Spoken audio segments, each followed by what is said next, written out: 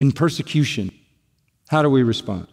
First, with submission, knowing God has a plan and that God is going to open a door even in the persecution and maybe take me to a tribunal that I would otherwise have no access to. Secondly, fall with all your weight and all your weakness on the power of the Holy Spirit and the promise of the Holy Spirit to fill you, empower you, and give you the things to say. And thirdly, this is the one that is most defining. Boldly present the gospel. Do not compromise the gospel. Thinking back to the upper room, just in conclusion, in John 15, Jesus said this in verse 18, "If the world hates you, you know that it has hated me before it hated you. The slave is not greater than his master. If they persecuted me, they will also persecute you.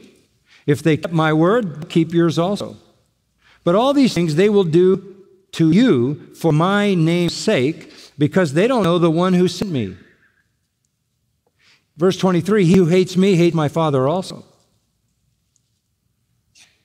Then in verse 25, "They hated me without a cause." Verse 16, "These things I've spoken to you so that you may be kept from stumbling.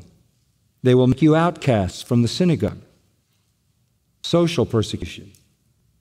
An hour is coming for everyone who kills you to think he is offering service to God. These things they will do because they have not known the Father or me.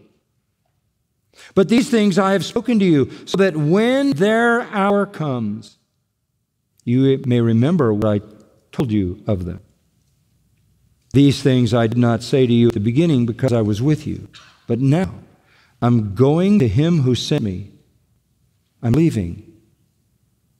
And I'm telling you these things so that you'll be ready. He closes that 16th chapter by saying in verse 33, "These things I have spoken to you so that in me you may have peace. In the world you have tribulation. But take courage. I have overcome the world." The worst that can happen to us is that they kill us. And that would be our ultimate triumph, right? If you live a godly life in the world, you will be confronted. And you will likely be persecuted. Submit to that with a gracious attitude. Don't retaliate. Christians don't need to get an army and go kill Muslims. An individual don't need to return persecution with hatred.